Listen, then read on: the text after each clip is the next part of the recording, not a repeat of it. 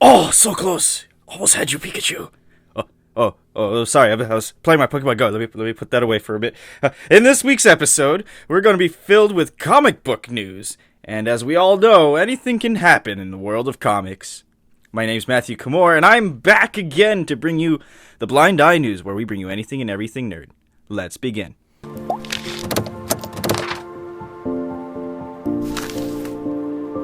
First off, to get us started, we have ourselves a new Iron Man.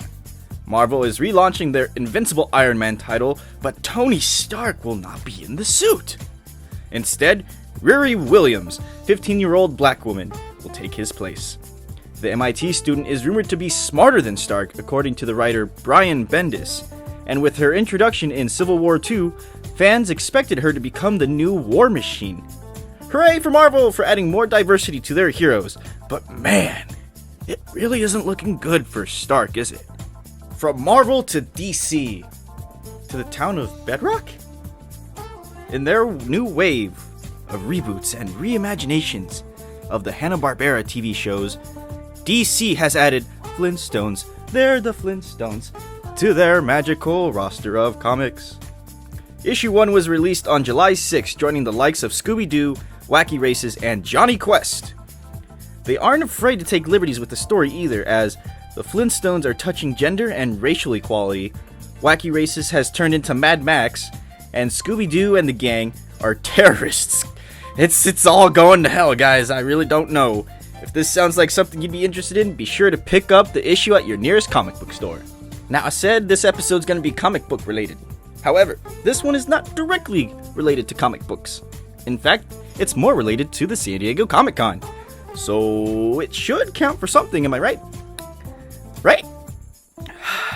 Well, anyways, the Nickelodeon game show Double Dare will be celebrating its 30th anniversary.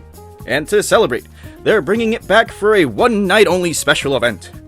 The fun will take place on July 22nd and will be available for viewing through the Splat's Facebook page live at 9:30 Pacific Standard Time. So if you have your tickets to Comic-Con, you better keep a lookout for this one. And just know that I am extremely jealous and I hate you all for it. Now, to wrap up this episode, we're going to go completely away from comic books and end with a piece of Nintendo news. Yes, I said comic book news in this episode. I'm just a human, man. Don't need to call me a liar. Moving on. Nintendo filed several new patents in this last year, one of them being in December, and has finally been made public. The project is for a new handheld device that will use new sound and vibration technology. The design is similar to that of a smartphone and will be able to produce 3D sound. Whatever that means. I mean, what? That makes no sense. Sound is already... You know what? That's another discussion for another day. If you want more information on the specs of the new device, be sure to check out the link that I've provided in the description box below for more details. I'll be sure to make it a good one for you, Ryan. Alright.